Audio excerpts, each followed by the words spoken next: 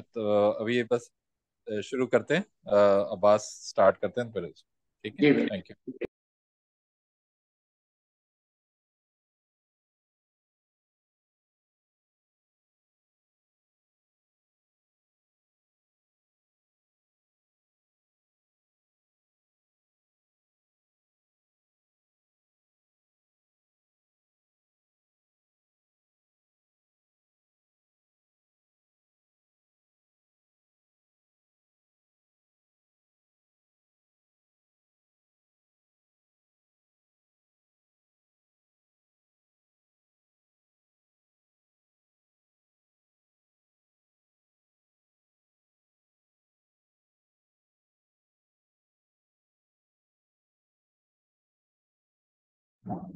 अस्सलाम वालेकुम जावेद साहब, आपको सारा टेलीफोन ये चीज को खुला करेगा, वो मना करेगा। बहुत सारी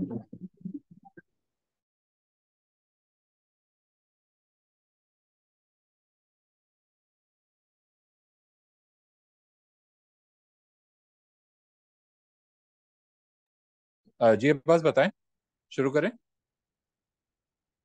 जी सर, बिल्कुल आप स्टार्ट करें। जी। अ, बिस्मिल्लाहिर्रहमानिर्रहीम। जावेद इकबाल, मैं अल सादिक इंस्टीट्यूट के फाउंडिंग मेंबर हूँ। अल सादिक इंस्टीट्यूट का ब्रीफ इंट्रोडक्शन और फिर साकिब रहमान साहब का, और फिर साकिब रहमान साहब इस वेबिनार को स्टार्ट करते हैं।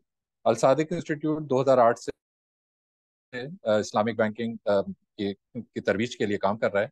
और इसमें मेन जो हम कोर्सेज ऑफर कर रहे हैं उसमें एक स्किल डेवलपमेंट के साथ, कोलैबोरेशन के साथ एक सर्टिफिकेट कोर्स है Islamic banking finance and takaful पे, which covers overall Islamic banking. और इसके साथ साथ हमारा ऑफी के भी हम पार्टनर हैं, और CSAA सर्टिफिकेशन जो है उसमें भी हम उसकी क्लासेस, प्रिपरेशन क्लासेस, और फिर स्टूडेंट्स को उसमें भी फैसिलिटेट करते हैं। और apart from these specific training, तो हमारे फोरम से हम वेबिनार्स भी और कंडक्ट कर रहे हैं, और उसमें not only for Islamic banking पर अदर जो इमर्जिंग एरियाज हैं, स्पेशली टेक्नोलॉजी साइड के भी। तो ये हमारा ओवरऑल अलसादिक का एक छोटा सा इंट्रोडक्शन है। आज हमने इस वेबिनार के लिए जनाब साकिब इमरान साहब को मदऊ किया है। साकिब इमरान साहब जो हैं, he is 20 years of experience in banking, और जो उनका मेन फोर्टे है वो both on the conventional as well as Islamic side, microfinance and SME finance. Uh, Saqib साहब जो हैं MBA हैं और JIBP होल्डर हैं। और इसके साथ साथ साकिब इमरान साहब स्टेट बैंक का जो निबाफ का ट्रेनिंग सेंटर है उसके एक्रेडिटेड ट्रेनर भी हैं। वी वेलकम साकिब इमरान साहब, और आज वेबिनार को हम स्टार्ट करते हैं। तो ओवर टू यू साकिब साहब, please. Thank you sir, thank you Javed साहब। अच्छा जी, फर्स्ट ऑफ ऑल मैं अल सादिक इंस्टीट्यूट का शुक्रिया अदा करूंगा कि वो एक निगलेक्टेड सेक्टर एग्रीकल्चर को इसके इसके ऊपर भी एक वेबिनार इन्होंने किया है। तो इस पे जो आज सबसे जो मेन इशू है आजकल, हॉट एंड बर्निंग इशू, वो ये है कि इस्लामिक बैंक का पैराडाइम शिफ्ट हो रहा है फ्रॉम कन्वेंशनल टू इस्लामिक। तो कन्वेंशनल टू इस्लामिक जो बैंकिंग का शिफ्ट है वो एक बिल्कुल एक 360 डिग्री पे है।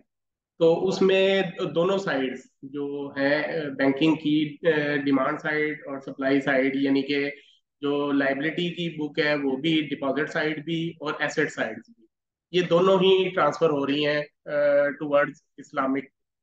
तो इसमें जो हम हैं वो एसेट साइड को बेसिकली डील कर रहे हैं। और एसेट साइड में भी आपको मैं बता दूं, सेगमेंटेशन है। एसेट साइड में सबसे पहले जो कॉर्पोरेट सेक्टर है, SME सेक्टर है, कमर्शियल सेक्टर है, उसके बाद एग्रीकल्चर आता है। तो हम बेसिकली एग्रीकल्चर को फोकस करेंगे कि एग्रीकल्चर जो सेक्टर है उसमें सब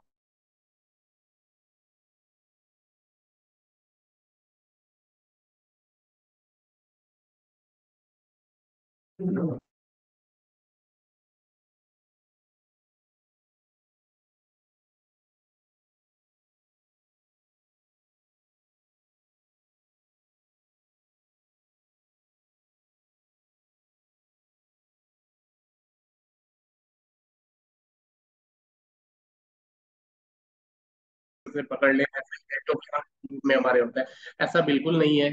इनमें यकीनन कोई ना कोई चेंजेस हैं, वो आपको थोड़ी सी जो एक ब्रीफ बता सके इस टाइम में वो बताएंगे।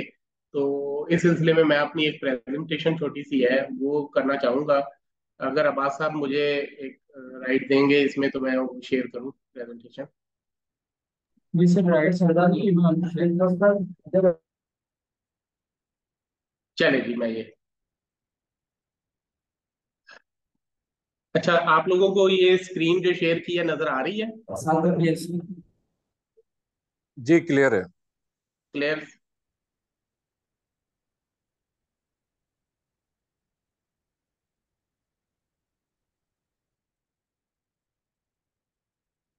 अच्छा जी, इसमें अब हमने जो बेसिक हमारा टॉपिक है वो है conversion of conventional agri portfolio into Islamic. अच्छा साकिब साहब, सॉरी, आप इसको प्रेजेंटेशन मोड में चलाना चाहेंगे? जी जी, बिल्कुल बिल्कुल ऐसा। ओके। जी अब बेहतर है, बिल्कुल क्लियर। ठीक हो गया? अब जी।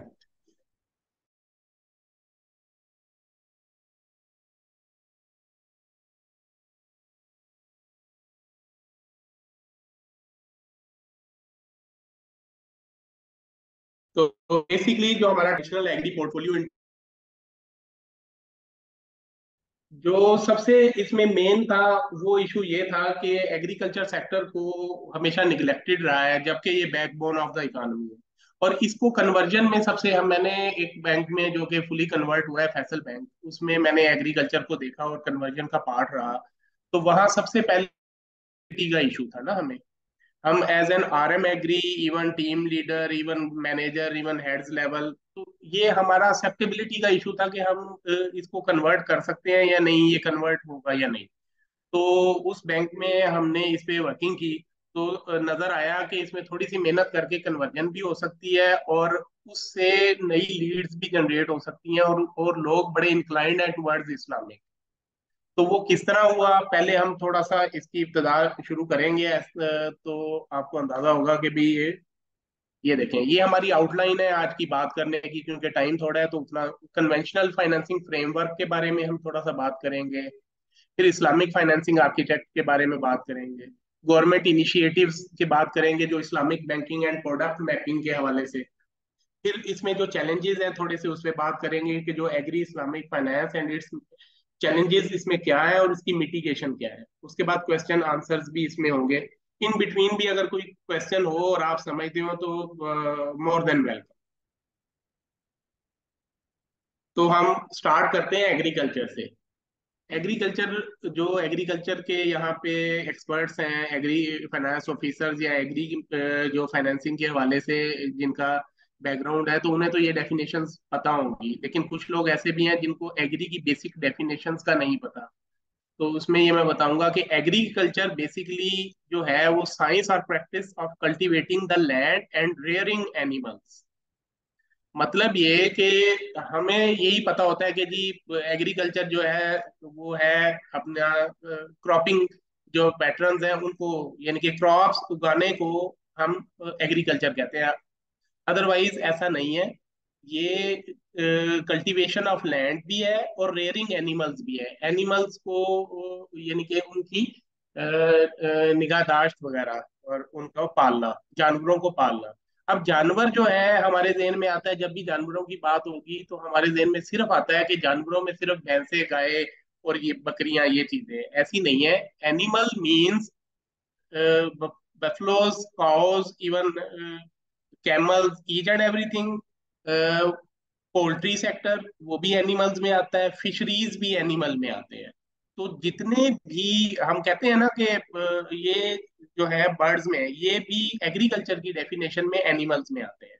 यानी कि हर किस्म का जानवर, बेशक वो परिंदा भी हो, वो एनिमल्स में आता है।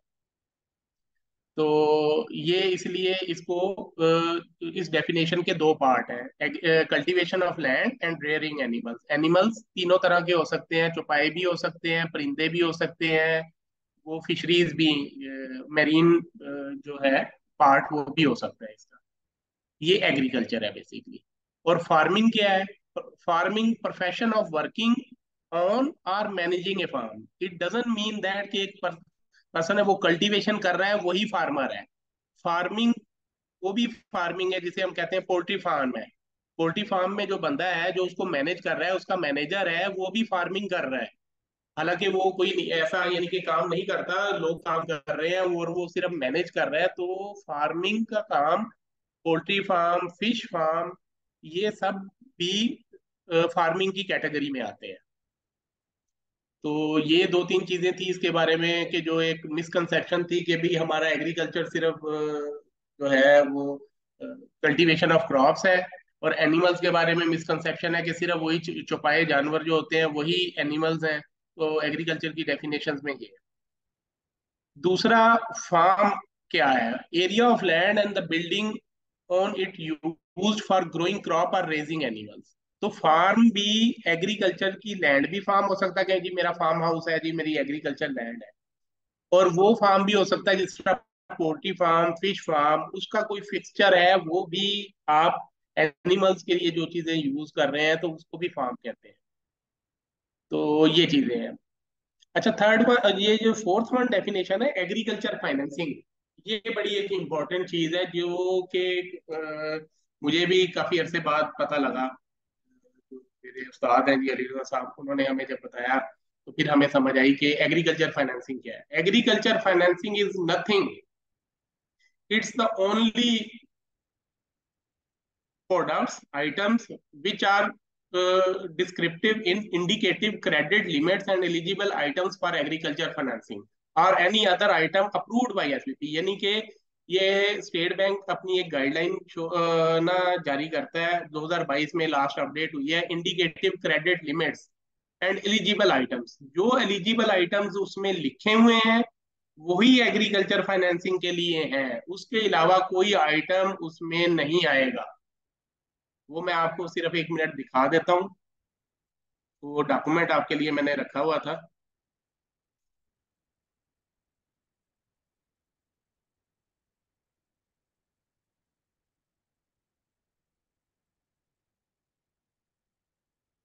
ये आपको शो हो रहा है? जी बिल्कुल। हाँ जी, ये वो डॉक्यूमेंट है, indicative credit limit and eligible item for agriculture financing. ये वो डॉक्यूमेंट है जिसमें वो प्रोडक्ट्स लिखी हुई हैं या वो आइटम लिखे हुए हैं जो कि एलिजिबल है एग्रीकल्चर के। ये मैं आपको दिखाऊंगा, इसके page number 13 I think so.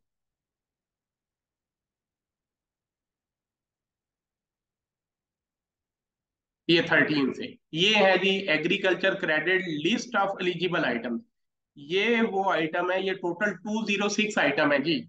ये 206 आइटम हैं जो कि एग्रीकल्चर में फॉल करते हैं, जबकि हम समझते हैं जी खाद बीज स्प्रे देना ही एग्रीकल्चर है। जबकि ये 206 इतने आइटम किसी भी बिजनेस में, किसी कारपोरेट, किसी सेक्टर में इतनी डाइवर्सिफिकेशन नहीं है।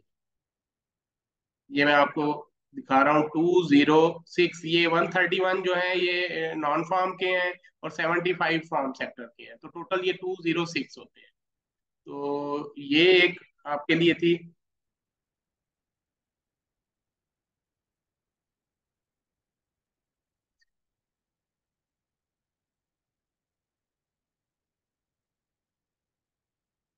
अच्छा, इसमें रेगुलेटरी फ्रेमवर्क जो है, उसके बाद अब आपको समझ आ गई कि डेफिनेशन क्या है, एग्रीकल्चर क्या है, किन आइटम्स में फाइनेंसिंग हो सकती है।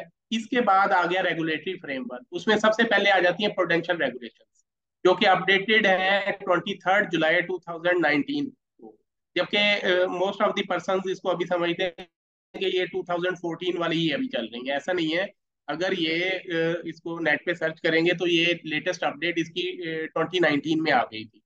तो टोटल रेगुलेशंस जो है ना एग्रीकल्चर की, वो 20 है। बस ये सिंपल याद रखें कि 20 रेगुलेशंस हैं, जिसमें 11 जो है वो जनरल है, नेक्स्ट 12 से 20 जो है वो स्पेसिफिक है। जो जनरल रेगुलेशंस हैं वो तमाम नॉन फार्म, फार्म सेक्टर सबके लिए एक जैसी हैं। जबकि स्पेसिफिक रेगुलेशंस जो है वो हर सेक्टर की, हर सेगमेंट की अलग है। तो इनकी मैं फर्दर डिटेल में नहीं जाऊंगा, लेकिन सिर्फ आपको सिर्फ एक चीज बताना मकसूद था कि ये पोटेंशियल्स फॉलो करते हैं। अच्छा, अब आ गया कन्वेंशनल फाइनेंसिंग फ्रेमवर्क। बेसिकली जो कन्वेंशनल फाइनेंसिंग है ना सर, उसके सिर्फ दो ही पार्ट है।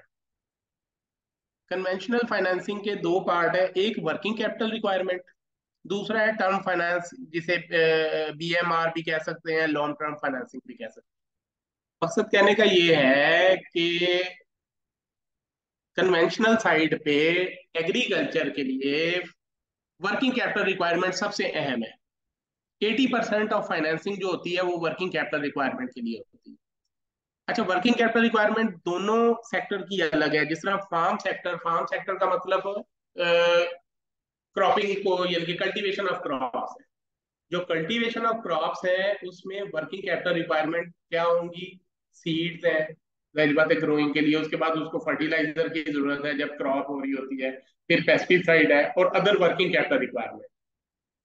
जो अदर वर्किंग कैपिटल रिक्वायरमेंट है कन्वेंशनल साइड पे, वो है ये ट्रैक्टर के charges, water charges, picking and harvesting charges जो लोग लेते हैं, उसके बाद उसको पैकिंग के या अदर जो भी और छोटे मोटे लवाजमात हैं उसके लिए। ये सारी वर्किंग कैपिटल रिक्वायरमेंट है फार्म सेक्टर की, जिसमें फार्म का मतलब है आपने जो कल्टीवेशन ऑफ क्रॉप्स की है। अच्छा जी, दूसरा जो है नॉन फार्म सेक्टर है। अच्छा, नॉन फार्म सेक्टर में क्या है? नॉन फार्म सेक्टर वो है जिसमें डायरेक्टली क्रॉप या एग्रीकल्चर लैंड इन्वॉल्व नहीं है, वो नॉन फार्म सेक्टर है। नॉन फार्म सेक्टर में सीड प्रोसेसिंग यूनिट्स आ जाते हैं, कोल्ड स्टोरेजेस आ जाते हैं, फीड मिल्स आ जाती हैं, माइनर क्रॉप प्रोसेसर्स आ जाते हैं।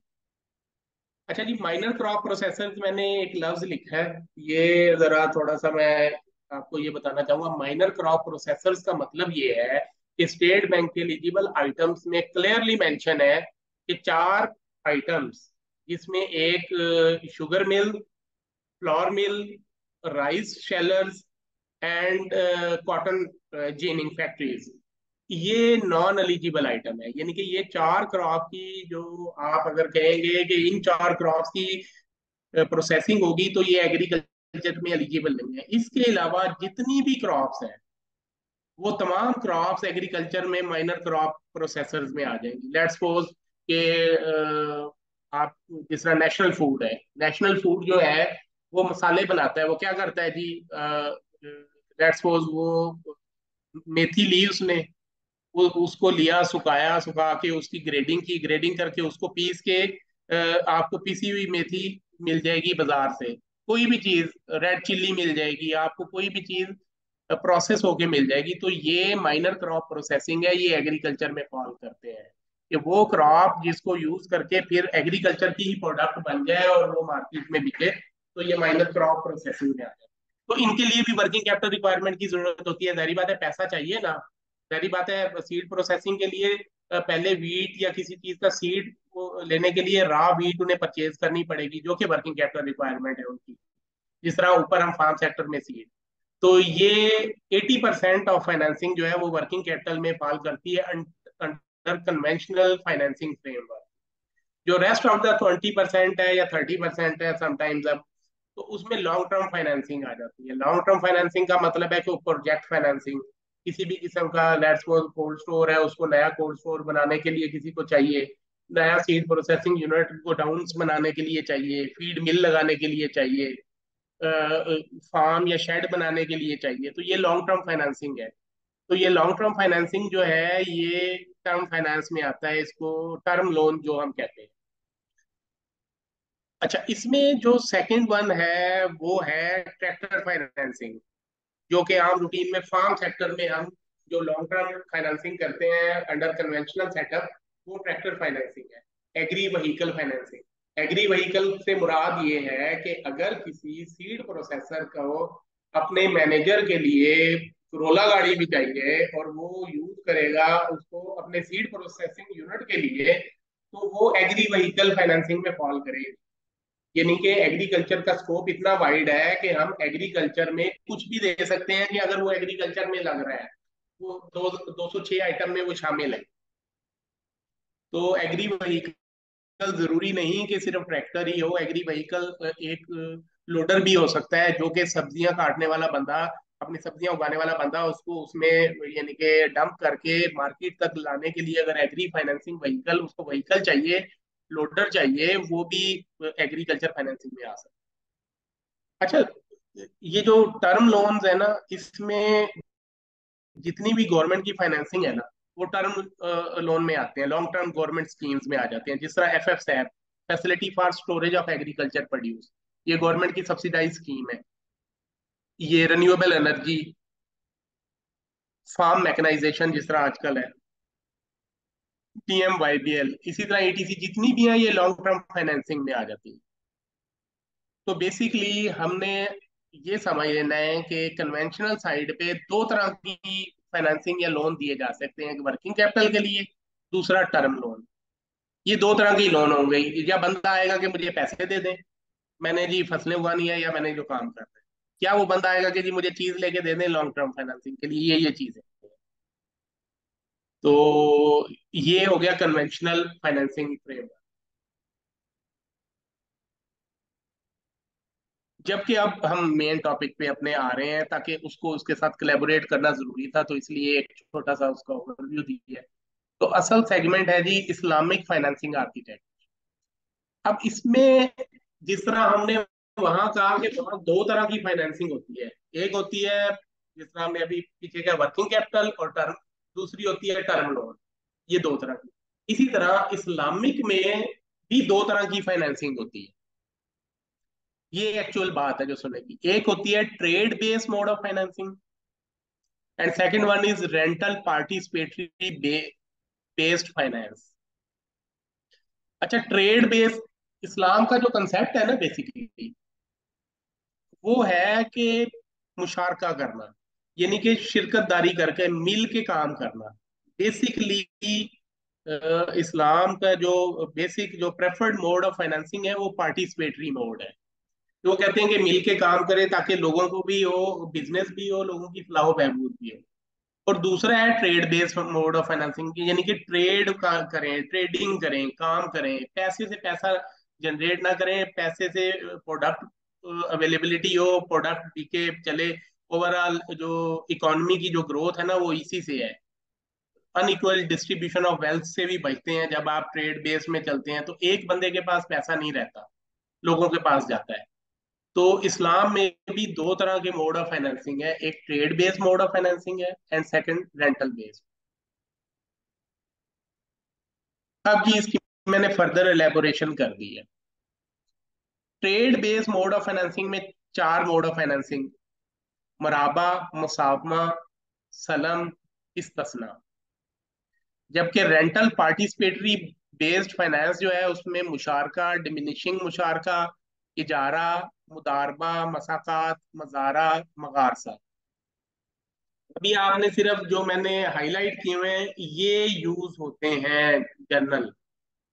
मराबा यूज होता है, सलम, DM एंड इजारा, ये वाइडली यूज हो रहे हैं, बाकी नहीं हो रहे। लेकिन मैंने आपके लिए पूरा ये आर्किटेक्ट इसलिए दे दिया है ताकि आपको पता हो कि ट्रेड बेस में ये मोड ऑफ फाइनेंसिंग होते हैं, और रेंटल में ये मोड ऑफ फाइनेंसिंग।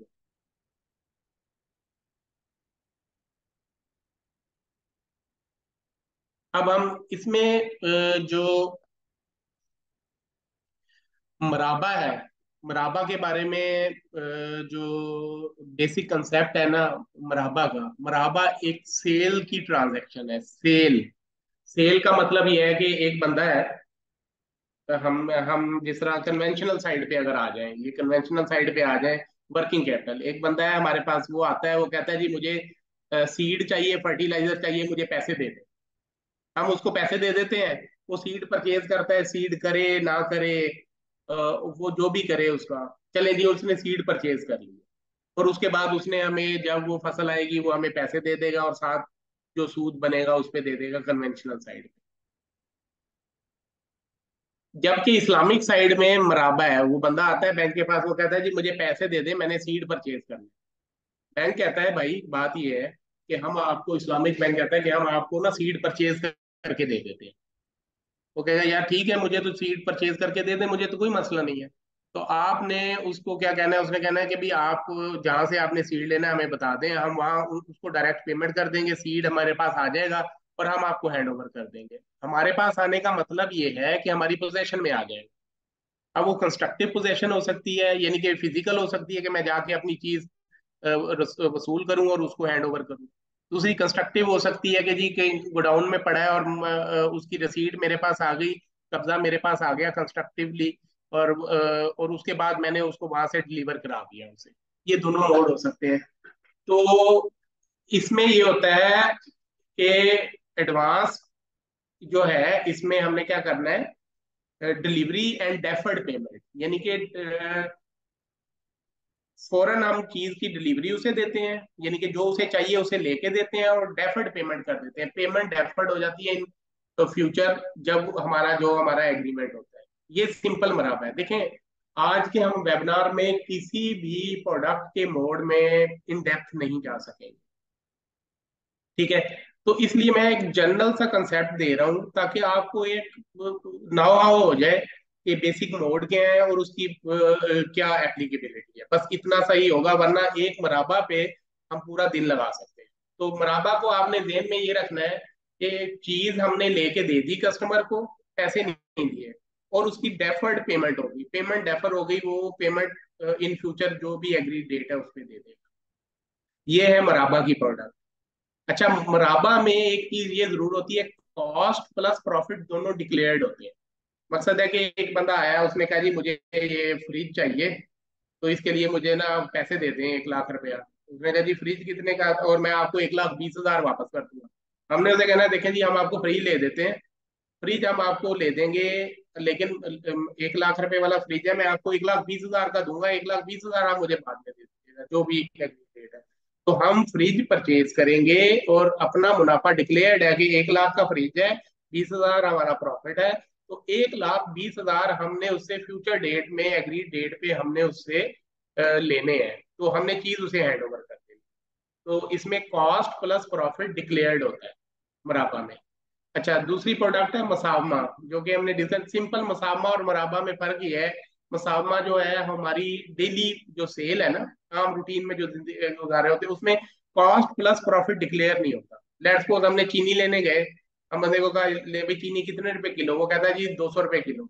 हमने 200 रुपए दिए, चीनी ले आए, हमें नहीं पता कि वो 160 रुपए की उसे मिली, 100 रुपए की मिली, 190 की मिली। मसावमा में प्रॉफिट डिक्लेयर नहीं होता, लम सम हमें अमाउंट जो दे के अपनी चीज प्रोडक्ट ले लेते हैं। This is called Masaba. यही फर्क है। मराबा में आपको पता होगा कि इनवाइस है लाख की, मुझे 1,20,000 का मिल गया। तो ये एक छोटा सा फर्क था। मसाबा आम रूटीन में यूज नहीं होता, लेकिन आपको सिर्फ बताने के लिए था कि मसाबा जो प्रोडक्ट है वो डेली आम रूटीन में जो हम काम कर रहे होते हैं, फ्रूट ले रहे होते हैं, कुछ भी ले रहे होते हैं, वो मसाबा कर रहे होते हैं बेसिक। अच्छा, इसके बाद जो एग्रीकल्चर का सबसे जो बेसिक प्रोडक्ट है, या जो कि हजरत मोहम्मद सल्लल्लाहु अलैहि वसल्लम के दौर से जो प्रोडक्ट आई, वो थी सलम। सलम बेसिकली स्टार्ट हुआ कि जब मदीना में हिजरत करके आए, या वहां पे जब वहां पे लोग जो थे वो पैसे पहले ले लेते थे और अपना भाव भेज देते थे इन फ्यूचर डिलीवरी। जो डेट्स थी वो फ्यूचर में किसी डेढ़ साल का होता था, 1.5 साल का, तो वो हजूर सल्लल्लाहु अलैहि वसल्लम ने उसको अलाउ किया ना। तो बेसिकली ये सेल, कोई प्रोडक्ट अवेलेबिलिटी नहीं है इसमें मराबा की तरह। ये बेसिक सेल के कंसेप्ट से मुख्तलिफ है, लेकिन ये क्योंकि अलाउ किया गया है शरीयत में, तो इसलिए सलम जो है वो हम भी सलम इजीली कर लेते हैं। सलम क्या है? ये बेसिकली एग्रीकल्चर के लिए स्पेशल प्रोडक्ट है। इसमें क्या है, जिस तरह वहां था कि जो एडवांस यानी कि डिलीवरी एंड डेफर्ड पेमेंट मराबा में, इसमें एडवांस पेमेंट और डेफर्ड डिलीवरी, ये फर्क है मराबा और सलम में। वहां पहले प्रोडक्ट आती है और पैसे बाद में आते हैं, इसमें पहले पैसे दे देते हैं, प्रोडक्ट वो हमें बाद में देते हैं। मकसद है कि एक बंदा आता है, वो कहता है जी बात ये है कि मैंने गंदम मंगानी है और मुझे आप ना खाद बीज स्प्रे के लिए ना पैसे चाहिए, पैसे दे दें। हम कहते हैं ठीक है यार, आप बिल्कुल आप सही कह रहे हैं, हम आपको पैसे दे देते हैं, तो लेकिन मैं आपसे सलम करूंगा। तो कह जी सलम क्या है जी? सलम ये है कि मैं आपको आज ना 1 लाख रुपया दे दूंगा, आपने 2 एकड़ की गंदम लगानी है, आप लगाएं। आप मुझे इसके अगेंस्ट ना 40 मन गंदम दे देंगे इन फ्यूचर डेट, जो भी डेट है। वो एग्रीमेंट हो जाता है। अब एग्रीमेंट क्या हुआ गंदम का, इन फ्यूचर एग्रीड डेट पे। तो सलम प्रोडक्ट ये हुई कि हमने उसको एडवांस लमसम 1 लाख रुपया दे दिया, अब उसने अपनी उसको उस पे लगाया फसल पे, और उसके बाद उसने हमें ला के एग्रीड डेट पे 40 मन गंदम देनी है। 40 मन गंदम, पैसे नहीं देने उसने। तो अब वो फ्यूचर डेट में जब भी आएगा, वो डेट वो बननी चाहिए जिसमें गंदम अवेलेबिलिटी हो। गंदम तो खैर पूरा साल रहती है, लेकिन आपने सलम अगर किसी शुगर केन के लिए कर रहे हैं, तो शुगर केन का जो सलम है वो जुलाई में फाल नहीं करना चाहिए, क्योंकि जुलाई में तो शुगर केन अवेलेबल नहीं होता, अगस्त में शुगर केन अवेलेबल नहीं होता।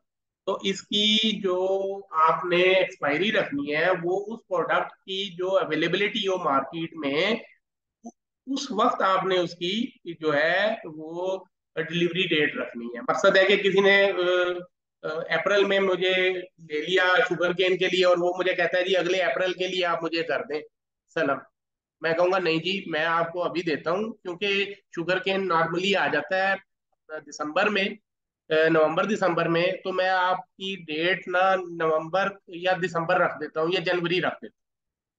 तो उस डेट को लेके आपने रखनी है, और होमोजीनियस प्रोडक्ट होनी चाहिए। सलम में स्पेसिफिक प्रोडक्ट नहीं होनी चाहिए, कि हमें ये नहीं कह सकते हम कि भाई मेरी जो प्रोडक्ट है कि फला अली के बाग का हमें आम चाहिए, या अली के खेत का हमें शुगर केन चाहिए।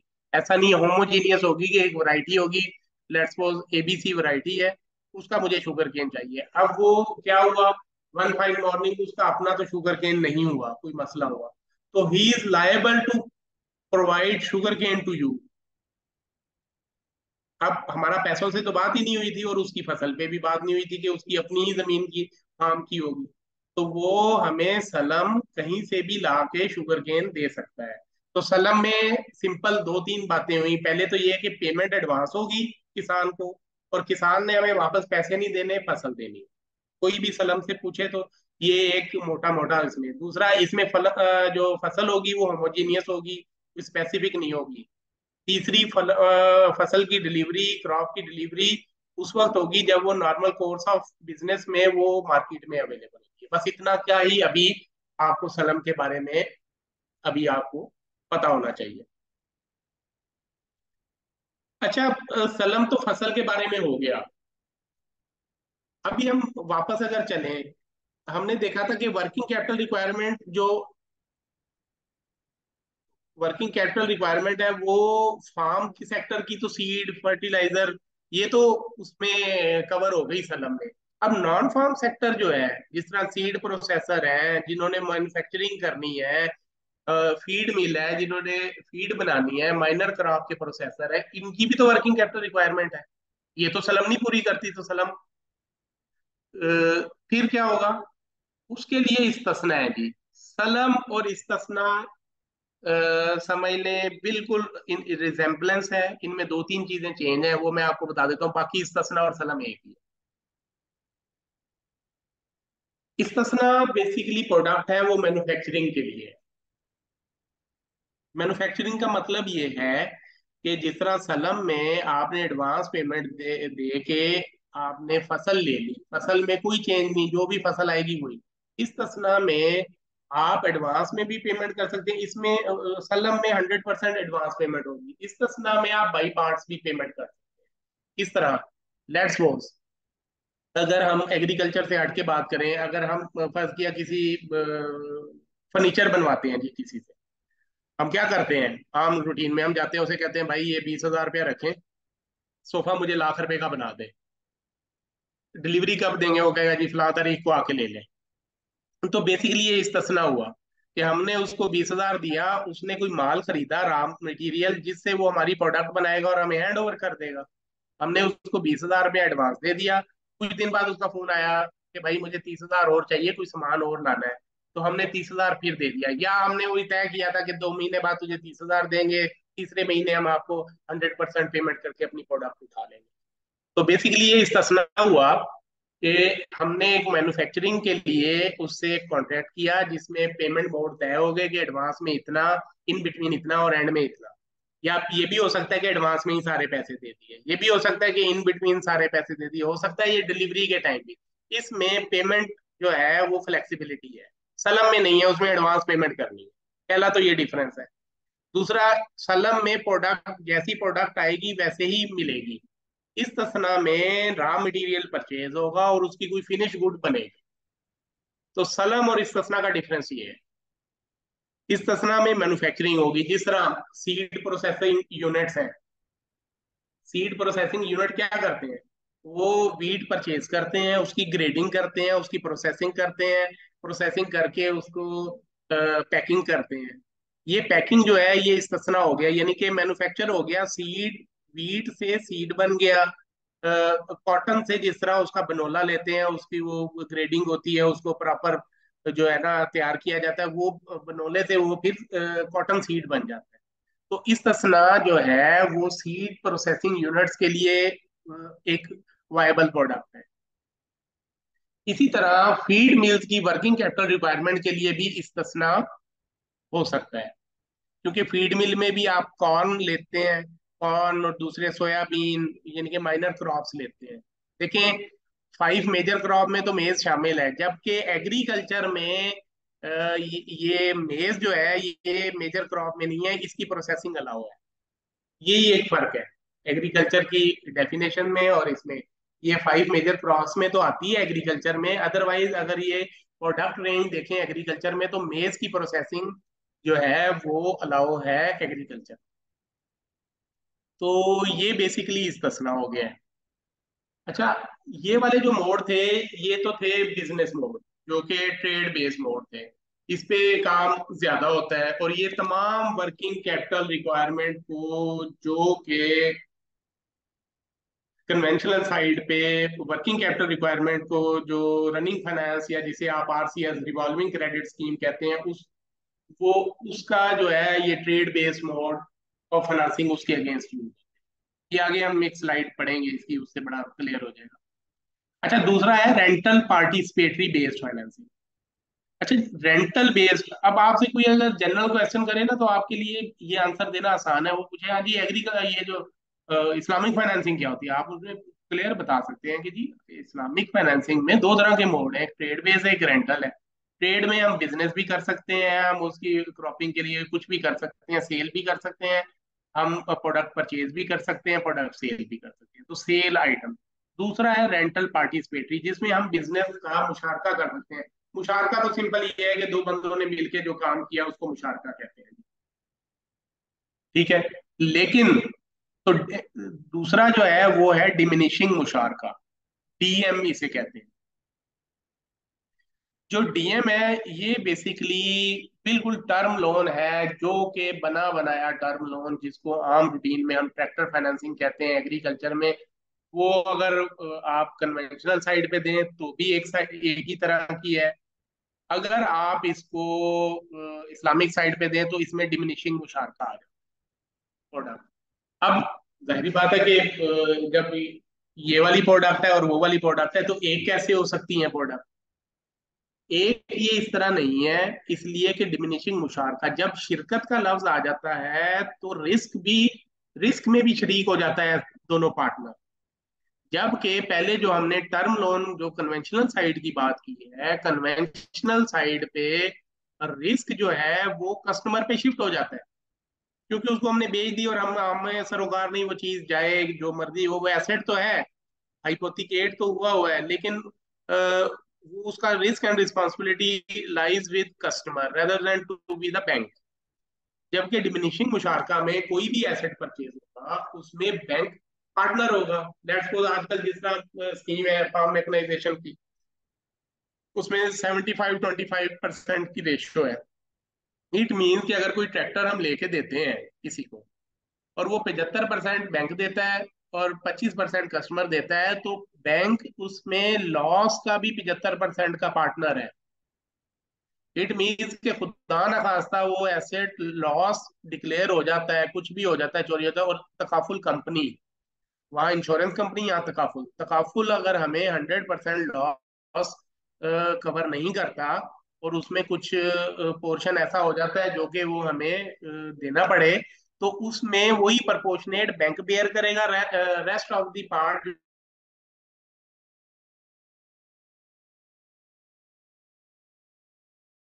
जो है वो कस्टमर देते हैं। तो ये एक बात है जो कि कन्वेंशनल साइड पे है कि ग्रेजुअल इसमें जो एग्रीमेंट होता है वो शिरकत का एग्रीमेंट होता है पहला, कि दोनों शरीक होंगे। अच्छा, दूसरा एग्रीमेंट इसमें रेंटल का होता है। रेंटल किस तरह की, जाहिर बात है 75% अगर मैंने एक चीज खरीदी है, 75% मेरी है और 25 आपकी, और मैंने आपको इस्तेमाल के लिए दे दी है, तो जो 75% मेरा है वो मैंने आपको हिस्सा इस्तेमाल के लिए दिया है, वो मैंने रेंट बेस पे आपको दे दिया है। मैंने कहा भाई ये जो मेरा 75 रुपए है ना, ये आप इस्तेमाल करें इस एसेट में, और इसका मुझे रेंट पे करते रहे, और आहिस्ता आहिस्ता इसके यूनिट भी परचेज करते रहे। तो एक डिमिनिशिंग मुशारका में तीन किस्म के कॉन्ट्रैक्ट होते हैं।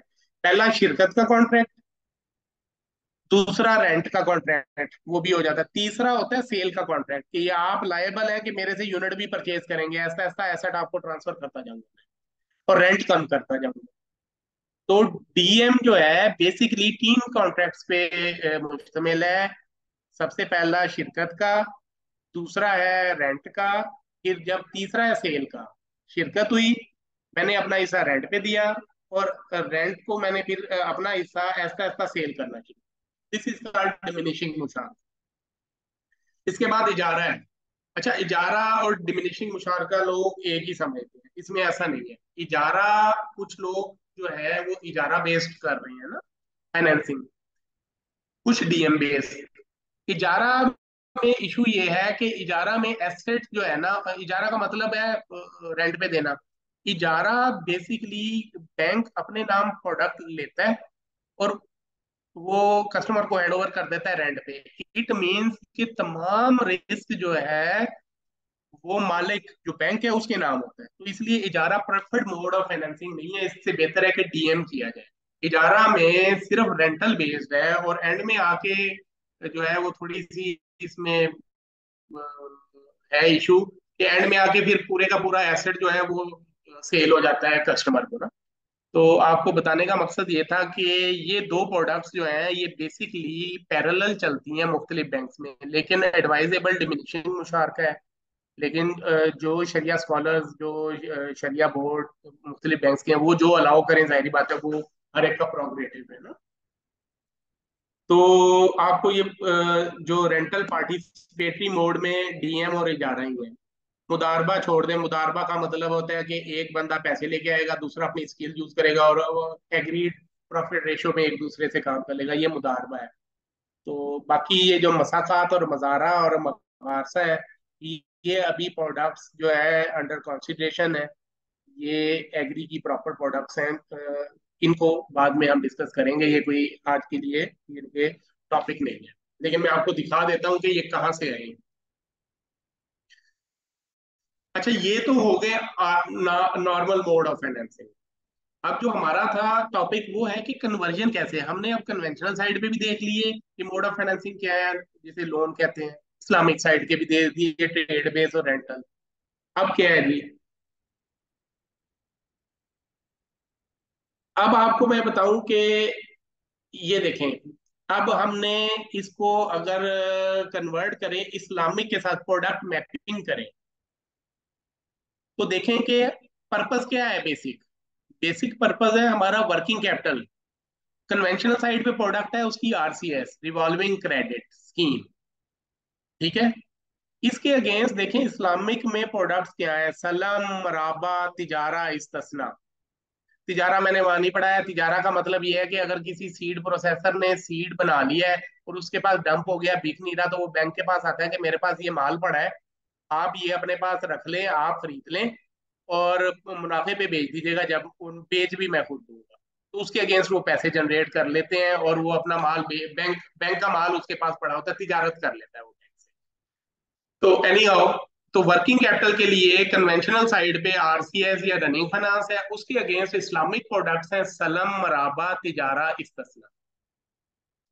इस तरह टर्म फाइनेंस जो है, जो कि पर्पज है टर्म फाइनेंस, कन्वेंशनल प्रोडक्ट है उसकी टर्म लोन, जिसे आम रूटीन में कहते हैं यार सानू किस्त वाला कर्जा दे दो या टर्म फाइनेंस हमें दे दो। इसके अगेंस्ट जो इस्लामिक मोड ऑफ फाइनेंसिंग है वो डीएम है, डिमिनिशिंग मुशारका, और नॉन रिवॉल्विंग मुराबा। नॉन रिवॉल्विंग मुराबा का मतलब है कि 3 साल के लिए मुराबा भी हो सकता है। अदरवाइज मुराबा जो है ऊपर वर्किंग कैपिटल में भी आ सकता है, वो 1 साल के लिए होगा क्योंकि शॉर्ट टर्म फाइनेंसिंग फैसिलिटी है वो, क्योंकि वर्किंग कैपिटल है। टर्म फाइनेंस में वो नॉन रिवॉल्विंग मुराबा हो सकता है।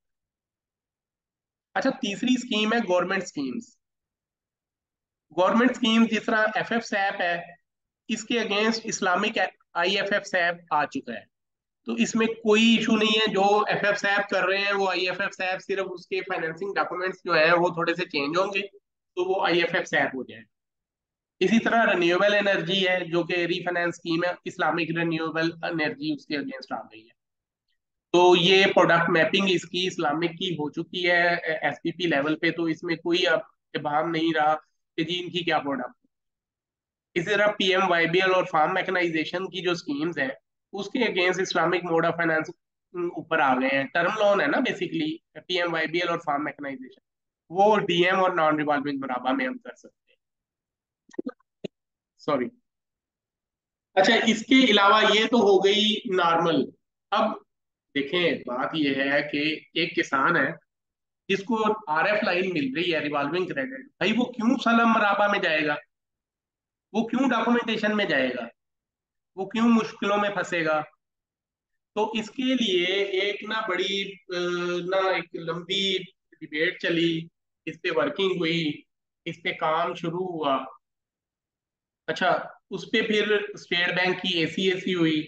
वो जो 2022-23 की जो एसीएसी थी उसमें एक उसका टेक ऑन था कि एक ना स्पेशल प्रोजेक्ट बनेगा, 2 डेज या 3 डेज स्प्रिंट होगा हाई लेवल का।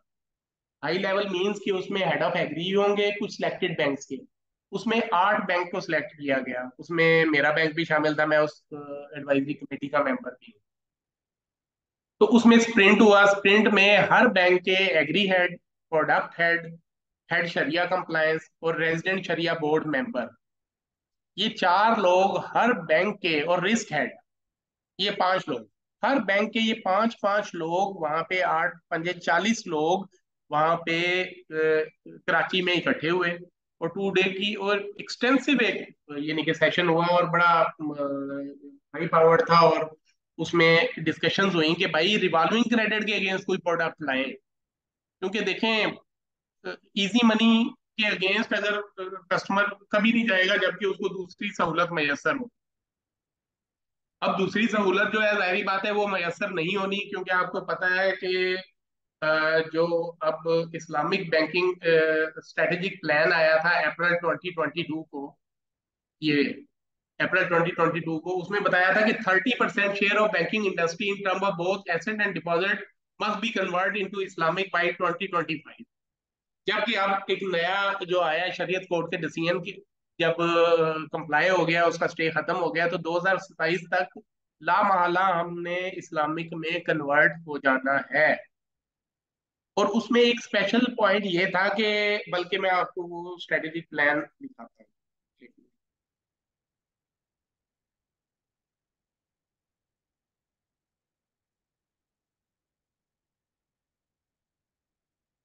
ये विजिबल है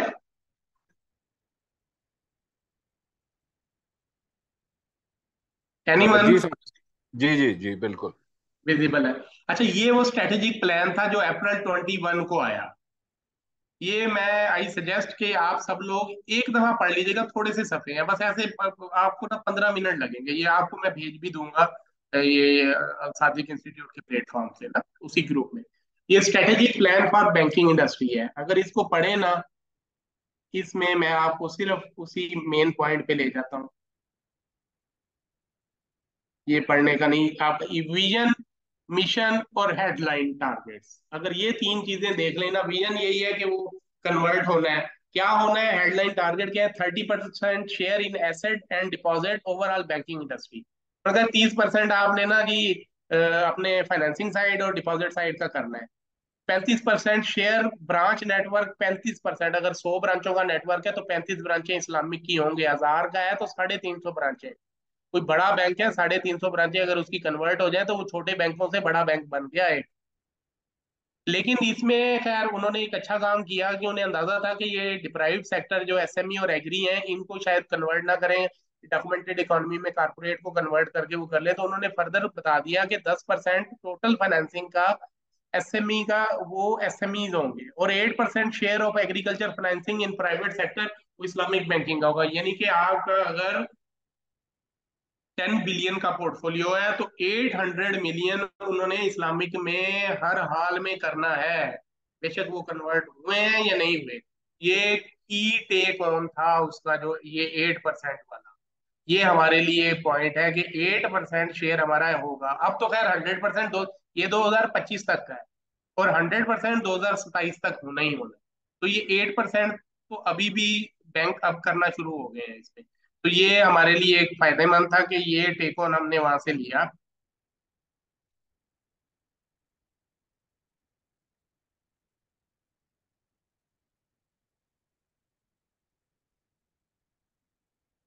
तो ये यही था स्ट्रेटेजिक प्लान फॉर इस्लामिक,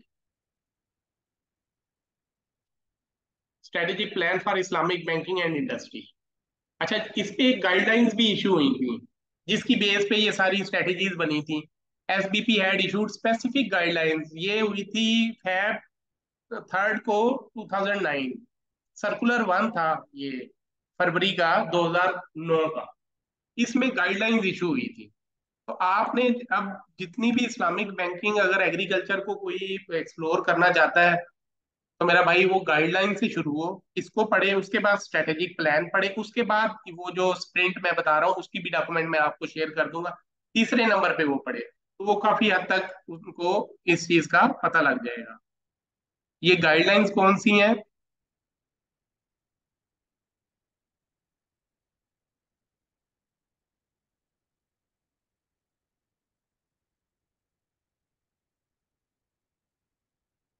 ये वो गाइडलाइंस है, guidelines on Islamic finance for agriculture.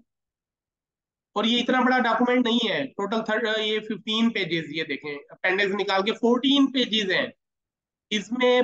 बहुत जबरदस्त वही जो मैंने अभी पढ़ाया है, इस्लामिक फाइनेंशियल ट्रांजैक्शन क्या है, trade based mode of financing है, वही जो मैंने बात की। रेंटल बेस्ड फाइनेंसिंग है, ये वो रेंटल बेस आ गया। और इन प्रोडक्ट्स के हवाले से उन्होंने यहाँ पे ये सारा कुछ लिखा हुआ है कि ये प्रोडक्ट क्या है। ये कन्वेंशनल साइड है, और ये उसके अगेंस्ट उन्होंने प्रोडक्ट भी बताई हुई है कि कौन सी प्रोडक्ट हो सकती है, टर्म फाइनेंसिंग कौन सी हो सकती है। सजेस्टेड मोड कि ये फार्म मैकेनाइजेशन के लिए सजेस्टेड मोड वही जो हमने पढ़ा, नॉन रिवॉल्विंग मुराबा भी हो सकता है, इजारा और डीएम भी हो सकता है। ये तमाम वहीं से मैंने एक्सट्रैक्ट किया है, मैंने तो सिंपल आपको बताया। तो आप इसको एक दफा पढ़ लेंगे तो ये आपके लिए बहुत बेहतर होगा। ये इसलिए ये प्रोडक्ट के लिए बेहतर होगा। मुझे सिर्फ एक सेकेंड अगर मुझे,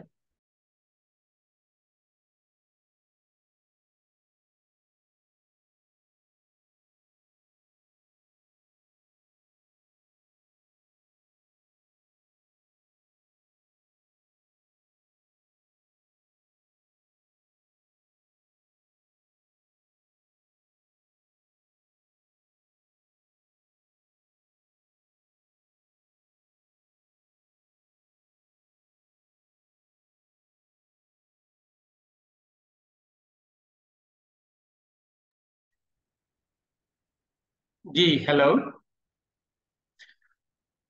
Yes, sir. Yeah. Okay, sir.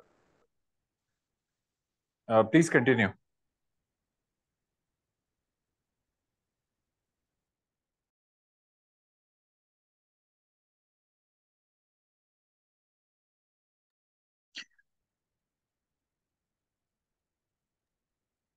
तो ये बेसिकली आपको बताने का मकसद ये था कि 2009 से जो बात शुरू हुई, गाइडलाइंस आई, उसके अगेंस्ट जाहिर बात है कि स्टे था तो वो चला नहीं इतना काम। लेकिन उसके बाद जो ये स्ट्रेटेजिक प्लान आया 21-25, इसमें हिलजुल शुरू हुई, बैंकों ने काम शुरू कर दिया। फिर अब जो 2027 वाली जो बात आई है उस पर तो अब फुली फोकस्ड है। अब तो भाई दूसरी बात ही नहीं। इस्लामिक बैंकिंग जो है वो एक हकीकत है और इसमें हम सब ने आना है। तो जो लोग पहले इसको अडॉप्ट कर लेंगे, इसको सीरियस लेंगे, वो अपने करियर में भी ग्रो करेंगे और आगे चीजों में भी। ये इस्लामिक में एग्रीकल्चर कोई हार्ड एंड फास्ट रूल नहीं है। इसमें फिर एक जो स्प्रिंट हुआ और उसके अगेंस्ट जो प्रोडक्ट डिवेलप हुई कि कन्वेंशनल साइड पे रिवॉल्विंग क्रेडिट के अगेंस्ट क्या आएंगी। तो वो तीन प्रोडक्ट्स के बारे, दो प्रोडक्ट्स के बारे में बात हुई, एक तवर्रुक और एक हाइब्रिड मुराबा। तवर्रुक वो प्रोडक्ट है जो कि फैसल बैंक ने नूर कार्ड में यूज की। नूर कार्ड को कन्वर्जन के लिए मुफ्ती साहिबान ने शॉर्ट टर्म बेस पे तवर्रुक को अलाउ किया है कि आप फिलहाल तवर्रुक कर लें। तवर्रुक एक एग्रीमेंट होता है, ट्राई पार्टी एग्रीमेंट होता है, टू पार्टी एग्रीमेंट भी होता है, लेकिन ट्राई पार्टी इसमें एग्रीमेंट होता है। और ये बिल्कुल जो आरसीएस या रनिंग फाइनेंस टाइप ही प्रोडक्ट है। लेकिन ये एडवाइजेबल है सिर्फ कन्वर्जन के लिए। इसको अभी उन्होंने अलाउ नहीं किया कि आप नॉर्मल कोर्स ऑफ बिजनेस में इसको यूज नहीं कर सकते। इन फ्यूचर इस पे वर्किंग हो रही है। दूसरा है हाइब्रिड मुराबा। मुराबा, हाइब्रिड मुराबा का मतलब है कि इसमें एक मुराबा होगा और उसके साथ एक वो मुसावमा का एक वो हमारे साथ एक अकाउंट भी मुदारबा में ओपन कर लेगा, जिसमें उसको वही रेट मिल जाएगा जो कि मुदारबा में उसका फाइनेंसिंग का रेट है। तो यानी कि अगर वो एडवांस पैसे देना चाहे तो वो अपने उसी अकाउंट में रखे ताकि उसको लॉस ना हो, उतना ही प्रॉफिट उधर से उसको जनरेट होता रहे। तो ये हाइब्रिड मुराबा भी अंडर डिस्कशन है। तो ये दो प्रोडक्ट्स जो हमने वो 2 दिन वहां पे गुजारे, उसके अगेंस्ट जो हमने एक जो काम किया वो ये वाली दो प्रोडक्ट्स पे किया। तीसरा है डीएमएसएलबी। डीएमएसएलबी, सेल एंड लीज बैक। इसका मतलब ये है कि ऑलरेडी एक ट्रैक्टर कन्वेंशनल साइड पे हुआ है, उसका आउटस्टैंड 5 लाख रह गया है। अब जाहिर बात है जो 5 लाख है उसको अगर कन्वर्ट करना है इस्लामिक में तो कैसे होगा? ऐसे तो नहीं होगा कि हम उसको उठा के इधर डाल दें। तो हम एक एग्रीमेंट करेंगे डीएमएसएलबी का कस्टमर के साथ, सेल एंड लीज बैक का। हम उसकी जो प्रॉपर्टी हमारे पास पड़ी है वो एक एग्रीमेंट के थ्रू हमें सेल कर देगा और हम उसको वही प्रॉपर्टी वापस कर देंगे, लीज बैक कर देंगे, वो जो इजारा की तरह। तो वो डीएमएसएलबी में कन्वर्ट हो जाएगा। वो ये कन्वर्जन जो है वो होती है, लेट्स सपोज आप कह सकते हैं एग्जिट स्ट्रेटेजी के तौर पे। एग्जिट का मुराद जाहिर बात है टर्म लोन जो है वो वन टाइम ले लिया तो वो एग्जिट ही होना है ना। उस एग्जिट को जाहिर बात है जब करना है और कन्वेंशनल से इस्लामिक में तो एसएलबी के थ्रू हो सकता है, सेल एंड लीज बैक के। तो डीएम होगा लेकिन सेल एंड लीज बैक, यानी कि आपकी प्रॉपर्टी जो बैंक के पास है आप एग्रीमेंट के थ्रू वो बैंक को देंगे और साथ एग्रीमेंट के थ्रू बैंक आपको वो लीज बैक कर देगा और सर्टेन पीरियड ऑफ टाइम वो आपको हैंड ओवर हो जाएगी उसकी तरफ। तो ये डीएमएसएलबी एक प्रोडक्ट है, ये वो लिखा हुआ है। डीएमएसएलबी will be generally used for rescheduling of outstanding conventional facility for exit।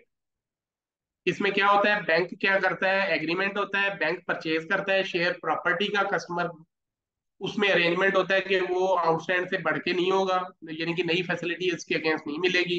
Undertaking का वो देगा कस्टमर के, वो रीपरचेज कर लेगा आपसे। जाहिर बात है वो रीपरचेज तो उसने करनी है, वो इतनी महंगी उसकी प्रॉपर्टी। तो ये कन्वर्जन के मोड हैं। आरसीएस के अगेंस्ट तवर्रुक या हाइब्रिड मुराबा। तवर्रुक जो है वो सिर्फ कन्वर्जन पर्पस के लिए है, यानी कि उसको आप नॉर्मल आरसीएस के अगेंस्ट नहीं, नए कस्टमर को नहीं दे सकते। हाइब्रिड मुराबा है वो अभी अंडर डिस्कशन है, जो कि उस स्प्रिंट का हिस्सा है जिसमें हम बने। वो भी मैं आपको एक दिखा देता हूँ स्प्रिंट भी।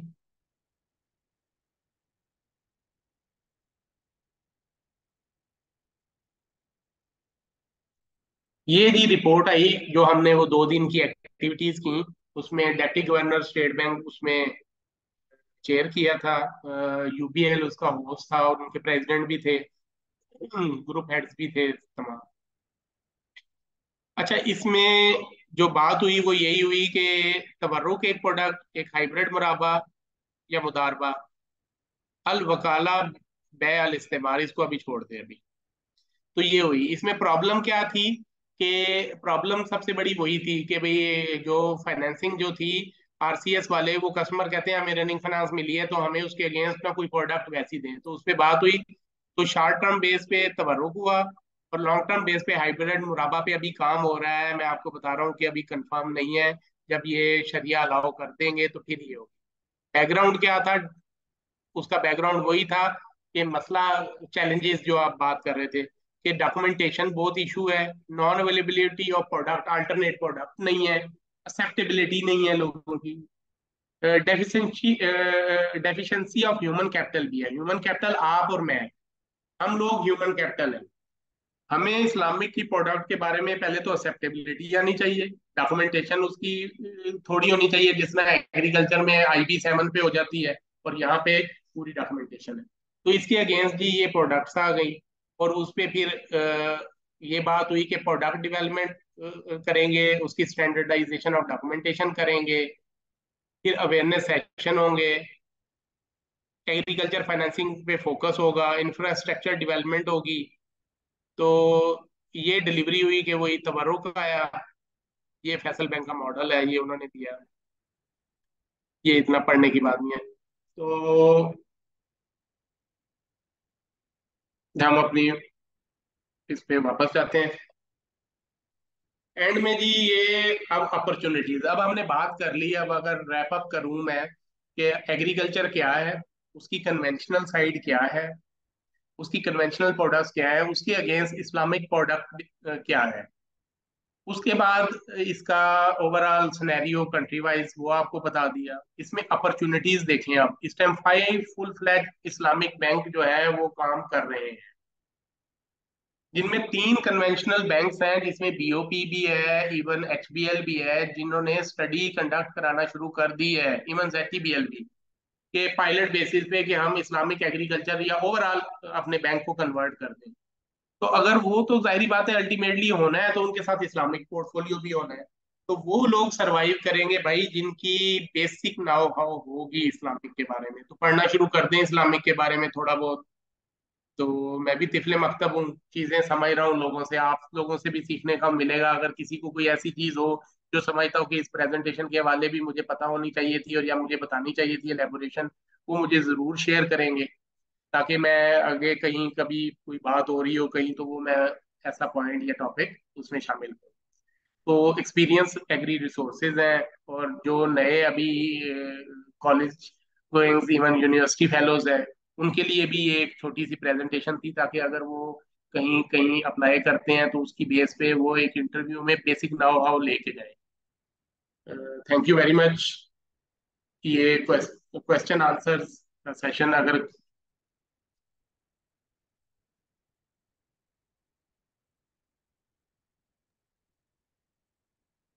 जी पार्टिसिपेंट्स, आप क्वेश्चन कर सकते हैं साकिब साहब से, या चैट बॉक्स में लिख जी दें। अगर किसी को कोई क्वेश्चन है या कोई ऐसी चीज जो आप पूछना चाहते हैं तो more than welcome.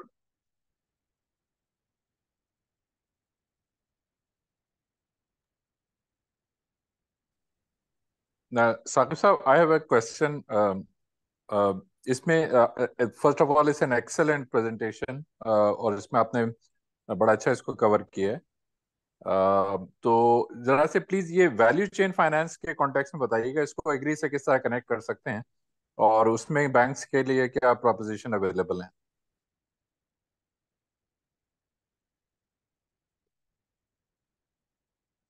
Sir, Javed साहब। जी जी साकिब साहब, मेरा क्वेश्चन क्लियर था आपको? आपने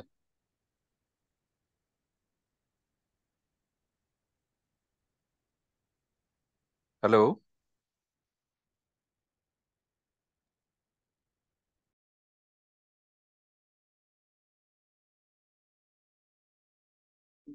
सिर्फ देख लेता हूँ जी कमेंट्स में।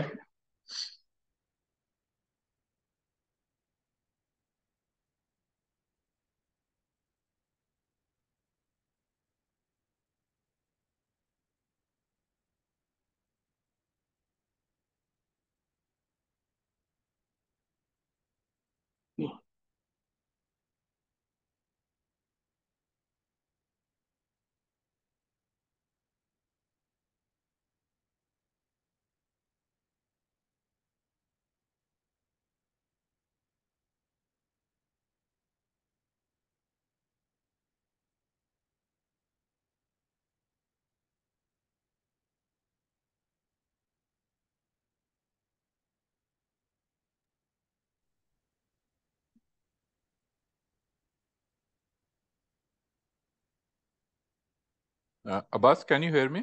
जी थैंक यू। Yes. या तो मुझे लगता है ये कुछ कमेंट्स में तो मैंने देखी हैं चीजें, या तो कुछ समझ आया है, या जिन लोगों ने कोई रिमार्क्स नहीं दिए या कोई वो नहीं है तो बिल्कुल समझ नहीं आया, या सब कुछ समझ आ गया है। तो ये बेसिक एक काविश थी अल सादिक इंस्टीट्यूट की, जो कि इस्लामिक बेस को ज्यादा फोकस कर रहे हैं। तो thank you very much, thank you thank you Al Saqib Sadiq साहब। Institute and thank you very much. जी साकिब साहब, आपका बहुत शुक्रिया और एक्सीलेंट तो हम प्रेजेंटेशन। क्लोज आई कर होप रहे हैं जी कि जो हमारे पार्टिसिपेंट्स हैं सेशन। उनको इससे बहुत बेनिफिट हुआ होगा। And I I personally request you कि हम आप इसको फ्यूचर में भी इसको कंटिन्यू करें। Thank you so much.